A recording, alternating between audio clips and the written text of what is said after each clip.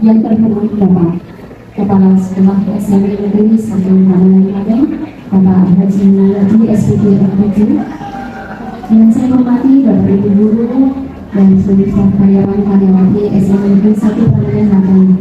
Selamat siang. Assalamualaikum warahmatullahi wabarakatuh. Salam sejahtera untuk kita semua. Pada siang hari ini, di hari yang istimewa, kita diberi kesempatan untuk bisa mendengarkan berbagai praktik baik dari Ibu Ariyanti Sarjana Psikologi dalam rangka implementasi 7 jurus BK hebat untuk guru mampu. Adapun acara kita hari ini yang pertama sampaikan dari Bapak Kepala Sekolah.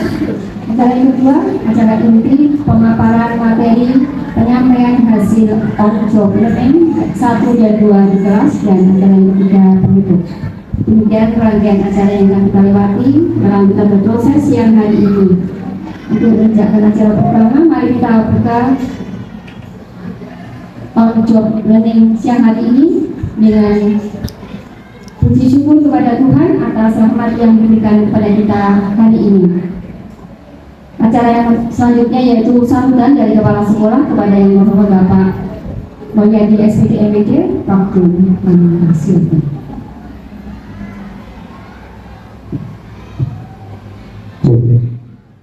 Assalamualaikum warahmatullahi wabarakatuh. Alhamdulillahirabbil alamin.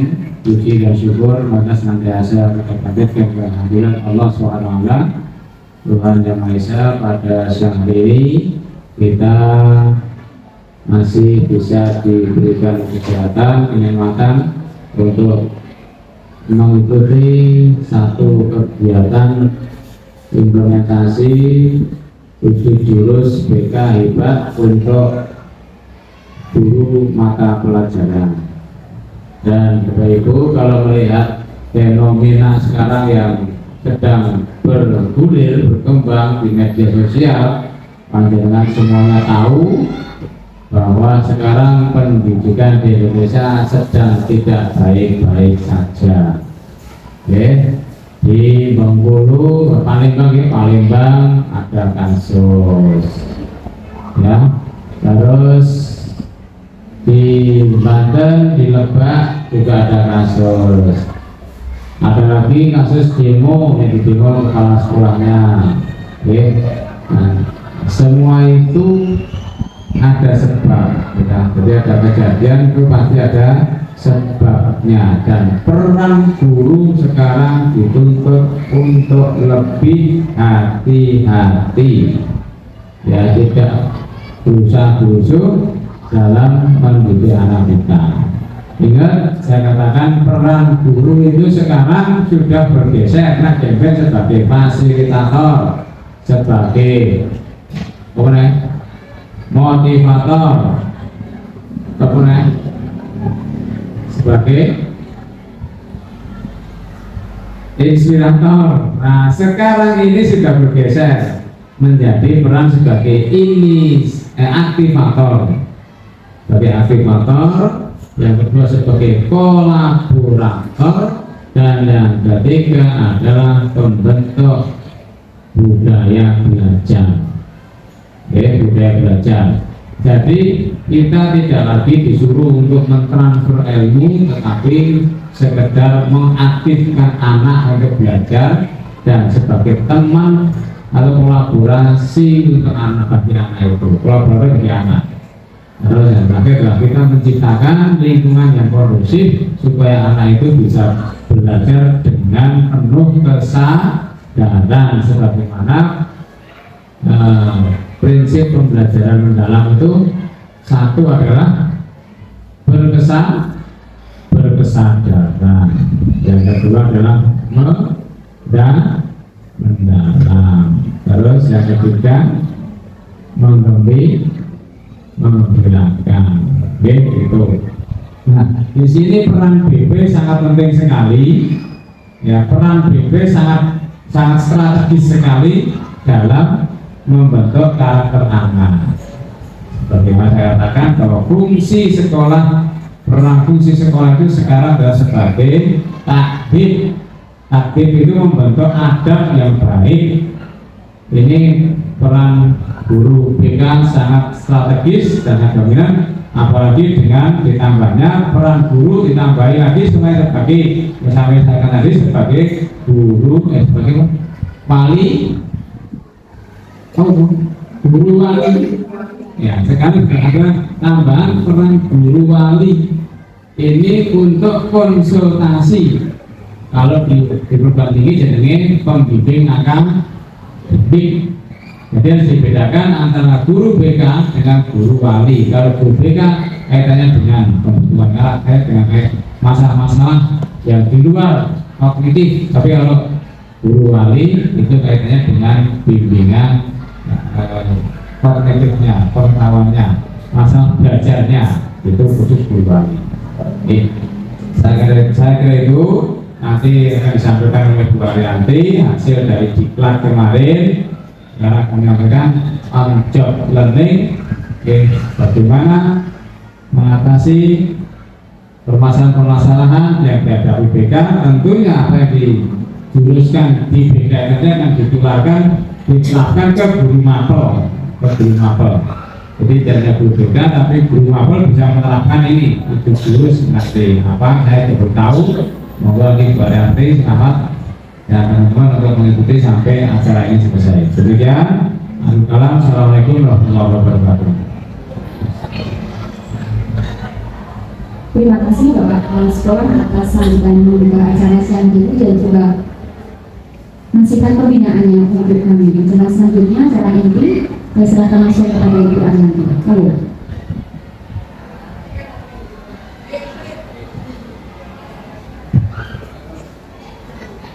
Terima kasih Bu Reti atas waktu yang beliau kepada saya. Ataupun Bapak Konsultan telah memberikan motivasi bagi kita semua, Bapak Ibu. Bapak Ibu memberikan waktu panjenengan semua sebentar untuk kita menyampaikan implementasi paket baik implementasi 7 jenis hebat.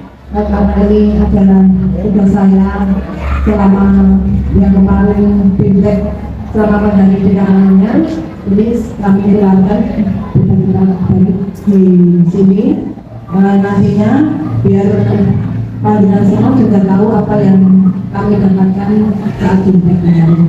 Baik, menurut pernyataan teman kita sekali bahwa mendorong guru mata pelajaran untuk bisa berperan sebagai guru yang konseling demi mendukung perkembangan siswa secara menyeluruh dan menciptakan lingkungan sekolah yang aman dan nyaman.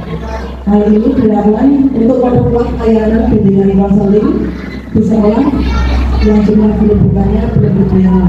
Dan peran guru mata pelajaran bukan menghadirkan bimbingan di Ibu, tapi melainkan sebagai mitra dan sebagai informator, motivator dan kolaborator. Yang dikatakan Bapak tadi juga benar bahwa guru BK, guru wali dan wali kelas ini harus berkolaborasi untuk mendukung dalam mendidik anak di sekolah.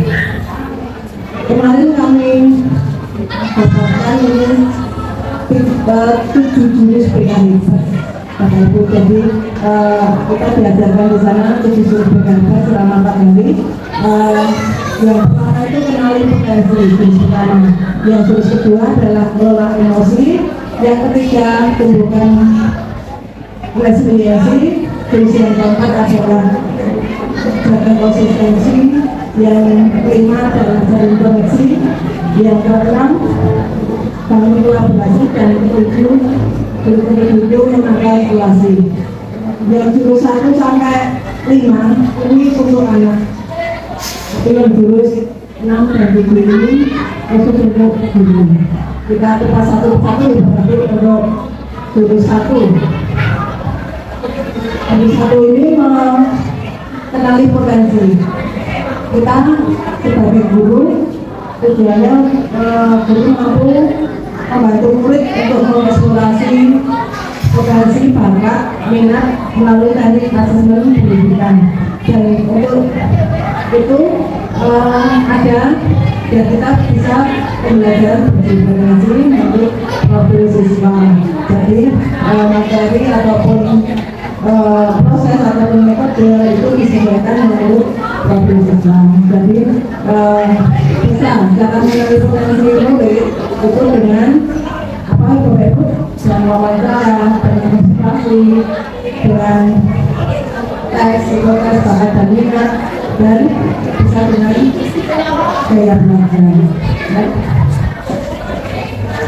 Untuk jurus yang kedua, ini kelola emosi.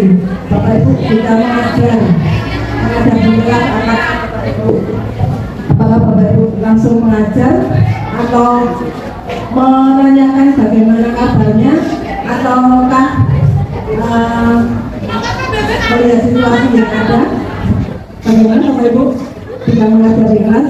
Nah ini jurus yang kedua, ini kelola emosi anak. Jadi anak-anak kita harus tahu anak itu dalam kondisi seperti apa, emosi anak seperti apa. Nantinya itu akan mempengaruhi dalam proses pembelajaran. Nah, kelola emosi ini tujuannya membantu murid mengelola emosi dan stres akademik sehingga kondisi murid bisa tenang dan mampu melaksanakan aktivitas dengan baik. Nah, emosi psikologis itu meliputi senang, sedih, takut, terkejut, ataupun ada menangis, ada tertawa, itu emosi. Mengapa tuh kita harus seorang guru harus bisa mengelola emosi siswa? Nah ini kalau dia sedih, kita tidak tahu, sebagai guru kita tidak tahu kondisi murid, tentunya pelajaran yang kita ajarkan ke siswa itu akan mental, akan ditolak mentah-mentah oleh anak. Nah ini kita perlu mengelola emosi anak. Jadi biar kita bisa menciptakan suasana yang kondusif di kelas. Cara menjaga emosi itu juga bisa dengan menenangkan diri dengan pernapasan baik dan sebagainya. Jurus yang kedua, ini yang ketiga, ini ada menimbulkan resiliensi atau daya tahan. Bapak Ibu, jika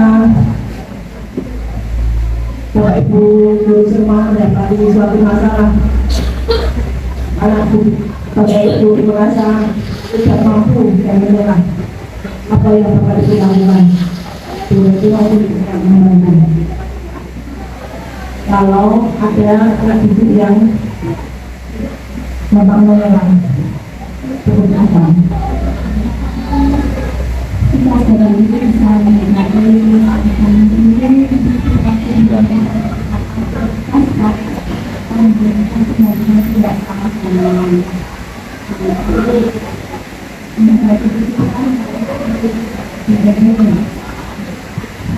sama yang masih berarti sekali bahwa kita juga harus tahu yang perjalanan. Jadi Bapak Ibu menggunakan energi ini kemudian agar guru mampu membantu menggunakan daya juang untuk bisa bangkit ketika dari setiap menghadapi suatu masalah. Dan ini yang menggunakan dengan kekuatan dengan penguatan pola pikir tertentu. Jadi pola pikir tertentu itu mindset ada growth mindset. Mindset itu pola pikir yang lengkap. Kalau growth mindset itu pola pikir yang tertentu. Jadi kita mempunyai murid yang mempunyai growth mindset atau mindset. Growth mindset ini jika mindset itu jika ada kesulitan yang mempunyai mindset itu saya bisa juara kelas, bisa juara jadi anak sendiri. Tapi kalau sebelumnya saya bisa juara kelas karena saya belajar lagi. Itu belum. Kalau tidak yang bertumbuh. Kalau mendapatkan gagalan, orang yang mempunyai keinginan dia berkata saya tidak bisa. Tapi kalau yang mempunyai keinginan, karena yang mempunyai yang bertumbuh, kalau mau menghadapi gagalan dia akan saya akan berjalan lagi. Ada seperti itu. Kalau misalkan mempunyai masalah, orang yang mempunyai keinginan dia akan berkata saya menyerah. Tapi kalau mempunyai keinginan, saya akan mencari solusinya. Nah, kalau yang terakhir, kalau mempunyai kritik, mendapat kritik, orang yang kritik bukan yang menetap, dia akan berkata, saya kritik dia, saya kritik. Tapi kalau yang mempunyai kritik, dia akan berkata, terima kasih, saya akan memperbaikinya lagi. Jadi begitu Bapak Ibu untuk Biomancer dan Biomancer ini ternyata Biomancer yang bertumbuh itu membuat seseorang itu bisa mempunyai daya juang yang tinggi. Nah, ini ada tulis Bapak Ibu, ada tulis untuk Bapak Ibu. Saya minta tolong untuk Bapak Ibu mau pilih Biomancer atau Biomancer. Biomancer tadi pikiran yang bertumbuh, pikiran yang tetap. Dan bacakan ya, kalau tidak kelihatan dan bacakan. Saya percaya bahwa kecerdasan dasar saya adalah sesuatu yang tidak dapat saya ubah melalui dunia. Biomancer atau Biomancer? Biomancer, betul. Yang kedua, ketika saya menghadapi tantangan, saya biasanya menyerah karena saya merasa tidak cukup mampu. Yang ketiga, saya percaya bahwa saya dapat meningkatkan kemampuan dan bakat saya jika saya berusaha dan bekerja. Yang selanjutnya, saya cenderung menghindari tantangan karena saya takut terlihat bodoh dan gagal. Betul. Saya melihat kegagalan sebagai kesempatan untuk belajar dan tumbuh, bukan sebagai bukti kemampuan saya. Usaha dan kerja keras adalah kunci untuk mencapai kesuksesan dan mengembangkan kemampuan saya. Dan terakhir, bakat alami adalah faktor terpenting dalam mencapai kesuksesan. Usaha saja tidak cukup jika Anda tidak berbakat. Biomancer atau Biomancer? Biomancer, betul. Lanjutkan Ibu. Oke, dengan virus keempat, Bapak Ibu, ini adalah menjaga konsistensi. Tujuannya agar guru mampu menumbuhkan pembiasaan karakter positif murid. Cara memberikan penguatan positif yaitu guru menjadikan inspirator, motivator, dan menumbuhkan pembiasaan yang positif. Selanjutnya, untuk virus kelima, ini menjalin koneksi. Tujuannya guru mampu menjalin koneksi dan komunikasi empatik dalam upaya memberi dukungan kepada murid. Jadi caranya bertanya untuk membuka percakapan. Kita menggunakan cara aktif, menimbulkan isi pembicaraan dan memberikan empati. Jadi Bapak Ibu, misalnya di sini menggunakan komunikasi hanya searah, itu tidak akan mendapat suatu informasi yang banyak. Tapi kalau kita komunikasi dua arah antara guru dan siswa, pasti akan membentuk suatu komunikasi yang bagus. Dan virus yang ke-6 masih guru dari membangun kolaborasi, yaitu kolaborasi kerjasama dengan pihak-pihak terkait untuk mengupayakan penyelesaian masalah. Nah, ini kolaborasi penting untuk meningkatkan masalah. Jadi setiap hari Bapak Ibu akhirnya akan terjadi suatu masalah dengan siswa yang Bapak Ibu kembali atau masalah dan kita membutuhkan informasi dari luar rumah. Kita bekerjasama dengan orang tua untuk mengerjakan suatu masalah tersebut. Baik. Yang terakhir di sini adalah menekan situasi. Di sini tujuannya adalah guru mampu memaksimalkan peran ekonomi sekolah dalam menciptakan iklim sekolah yang aman, nyaman, dan menyenangkan. Melalui ancaman rencana, dan mempersiapkan kita untuk mengurangi resiko dengan mampu dengan belajar yang aman dan menyenangkan. Baik, di sini aman dari bebas dari kekerasan fisik, korban maupun seksual, fisik korban, fisik maupun kekerasan seksual. Aman juga secara digital, aman juga secara lingkungan yang dari bencana, aman juga dari kita ada di lingkungan yang bersih dan sehat. Kita yang dibangun untuk sekolah yang aman itu menyediakan kontak yang aman, melakukan penelitian dan membuat pelatih murid dan guru menjadi penelitian. Jadi ini bahasa kali guru itu penting untuk kita menjadikan sekolah yang aman.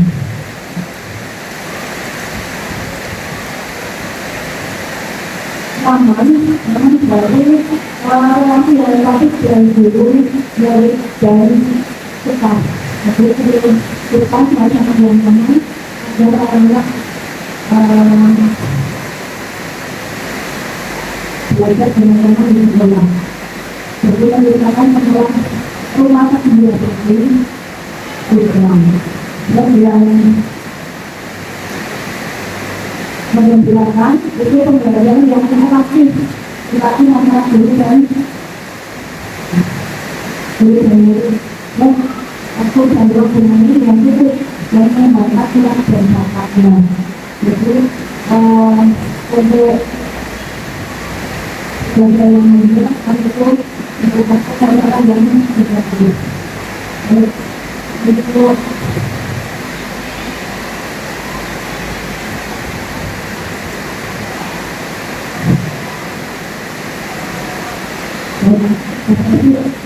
di sini cara menceritakan hasil kerjaan saya di kelas akan menerapkan sistem yang ada ini. Mari dapat mendapatkan kita untuk menjadi sendiri bersama. Dengan kali memilih saya memilih diri yang pertama dan yang ketiga. Yang pertama itu adalah kenali potensi. Kalau biasanya saya memilih diri satu ini kenali potensi untuk mengenai potensi kita tentang murid melalui tes dalam belajar di SMP Laki Ramadan dari kelas 8B. Kita untuk pengajaran strategi pembelajaran sesuai dengan biologi sekolah. Jadi pada belakangan ini saya memakai tugas itu dengan metode ASA. ASA itu aktivitas bersuara seksual. Masalahnya dalam APD sudah juga kami melakukan kegiatan ini dengan model metode ASA, aktivitas, refleksi, pengesuara, dan aplikasi.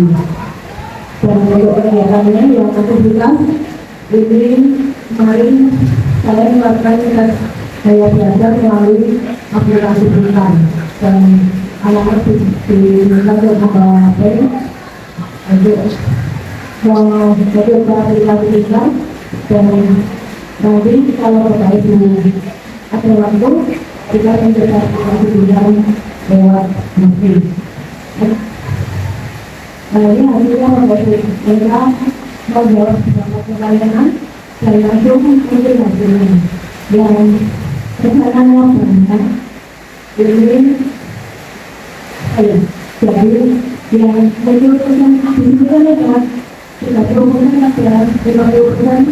Nah ini dari pertanyaan banyak itu menunjukkan banyak pelajar yang dulu nah, dengan saja misalkan 60% baru dia kayak berapa dia dengan dan auditori atau visual itu dipersiapkan dia hasilnya seperti ini saya tunjukkan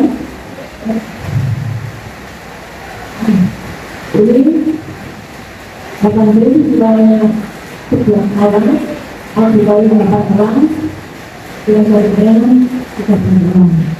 Apakah mungkin kalau ini sebagai aliran sebagai pengajar mata pelajaran jadi membantu aliran untuk metode mengajarnya sesuaikan dari berhasil dengan gaya belajar mereka. Jadi pembelajaran yang berverifikasi. Dari membantu juga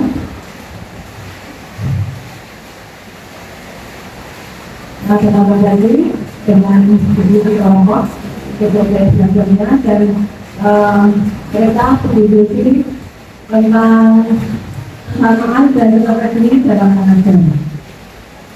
Terus setelah berdiskusi mereka presentasi kelompok. Yang berikutnya, nah ini kalian tadi arka aktivitas komersi hanya kontekstual untuk memberikan materi tindakan dalam tindakan. Jadi Bapak Ibu sudah tahu, sudah paham tentang gaya belajar dan apa saja yang strategi apa yang terpenting untuk digunakan di gaya belajar mereka.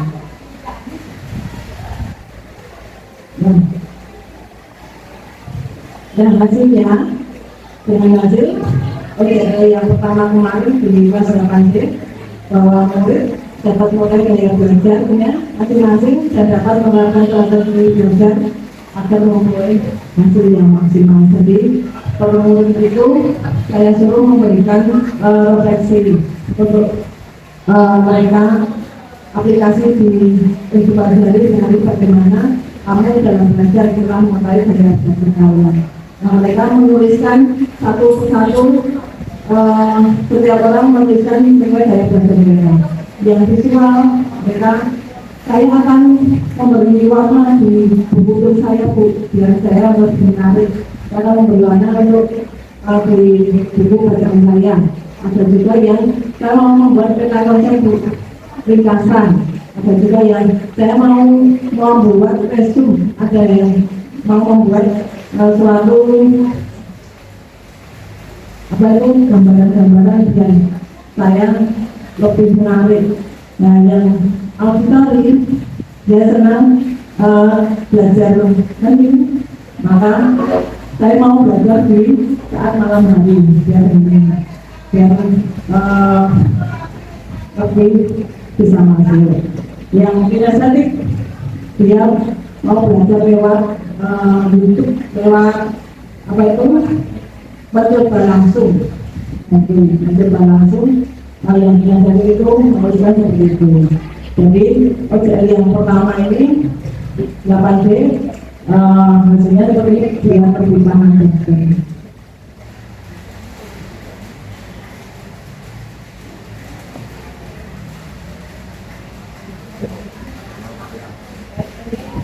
foto bersama kelas 8B kemarin.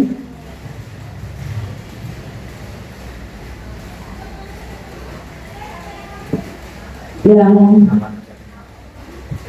OJL yang kedua kemarin ini di kelas 8 juga dan menerapkan tentang jurus yang ketiga yaitu tumbukan resiliensi. Untuk tumbukan resiliensi ini latar belakang saya adalah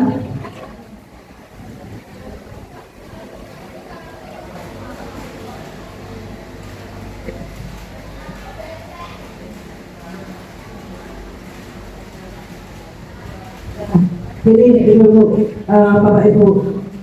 Saya memilih jurus ini karena hanya menjumpai murid yang mengalami masalah putus asa dan gampang menyerah. Kadang-kadang terus yang terjadi di kelas ada yang langsung tidur, langsung tidak berbuat apa-apa, menguai dan sebagainya. Nah itu menjadi tantangan saya untuk menerapkan jurus PKI ini yang membuka resiliensi. Terus biar apa? Biar murid-murid menerima pemahaman materi tentang daya penting ataupun resiliensi ini, biar bisa menghadapi masalah, tidak gampang menyerah jika ada suatu masalah, terus bangkit dan berusaha lagi. Nah, sasarannya di sini ada murid 8B, jumlahnya 32 siswa.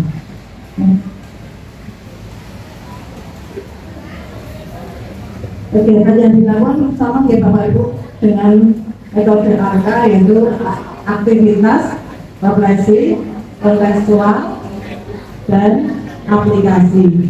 Aktivitas kemarin kami mengajak murid-murid itu membentuk kelompok dan menyusun menara dari buku yang mereka punyai. Jadi mereka punya buku berapa itu disusun ke kelompok dengan aturan tinggi, paling tinggi dan paling kuat. Dan kelompok lain ini nanti mengempaskan untuk biar menara kelompok lain itu roboh, bagaimana caranya. Nah mereka menyusun strategi, ada juga yang menyusun menara langsung roboh, terus menyalahkan yang lain. Ada juga yang dengan strategi yang bawah fondasinya kuat, jadi tidak roboh dan sebagainya. Nah ini kegiatannya di kelas 8B, ada yang 2 kali mencoba roboh lagi, mencoba lagi.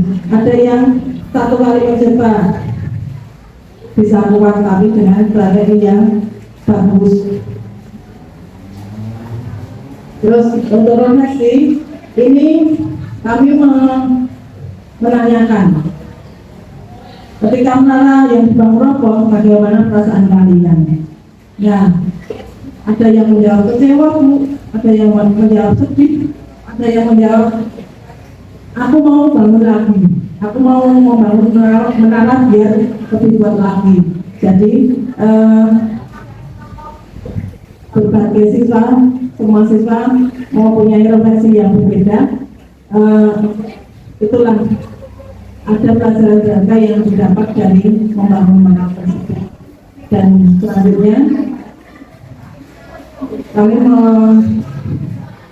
memasukkan materi di situ dari membangun menara, dari refleksi yang mereka tetapkan, dari yang mereka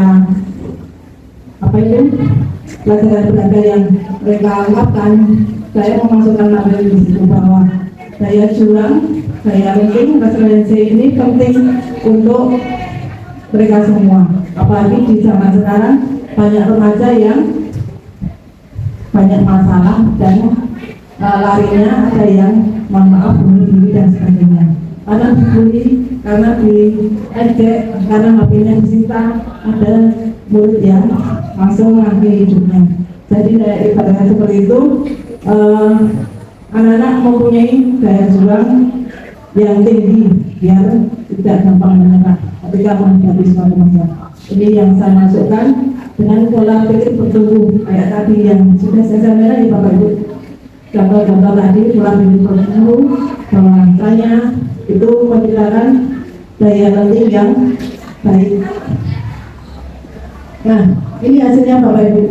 Hasilnya murid dapat memahami pentingnya resiliensi dan daya lenting, dan murid bisa menggunakan growth mindset untuk menumbuhkan resiliensi yang harus ada, harus digunakan bangkit dan selalu bangkit dalam menghadapi masalah. Nah ini foto bersama. Ini aplikasinya, mereka saya suruh menuliskan slogan hidup yang menyemangati mereka untuk bisa laki dan laki-laki dalam berjuang.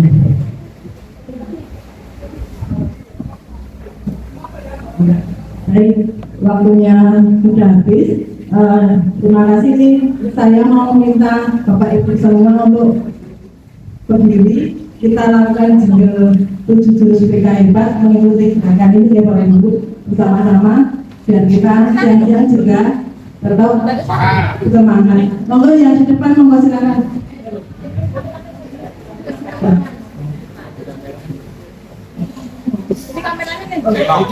Nanti ada video terus kita mau bersama ya. Mau niru telat-telat. Iki foto ini. Saya harap jembatannya gede. Gede.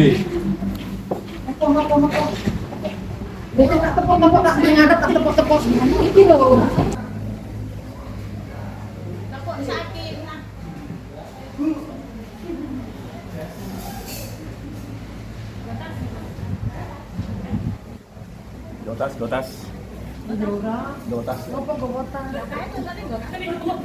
Panjenengan kudu wedok nek kae. Gotas apa ini? Gotas.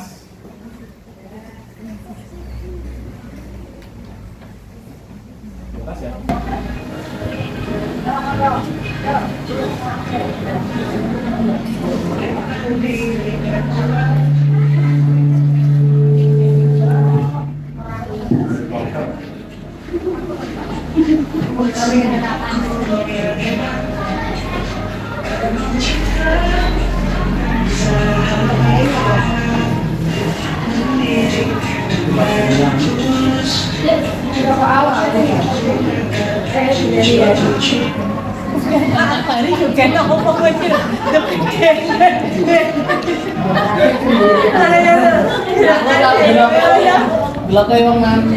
Guru anak gademoy.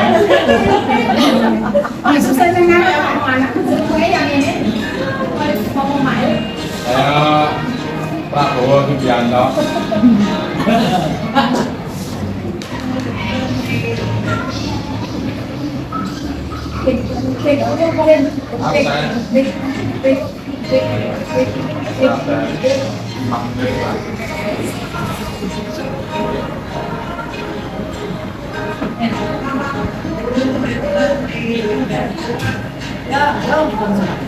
Dia mau gerak-gerak tak ya, Bang?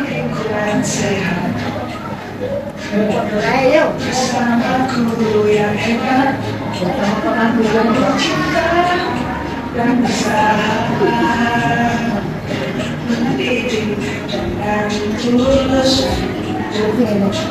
Gunakan 7 jurus.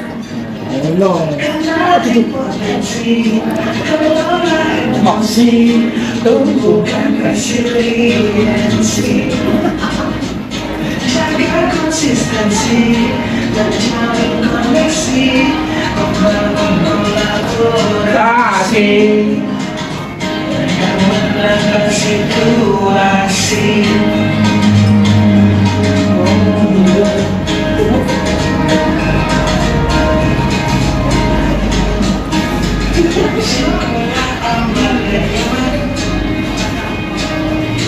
Dan juga menggembirakan harapan bersama air kita berikan, mendidik dengan tulus, gunakan 7 jurus. Gali potensi, kelola emosi, tumbuhkan resiliensi. Jaga konsistensi dan jalin koneksi, membangun kolaborasi dan menangkan situasi.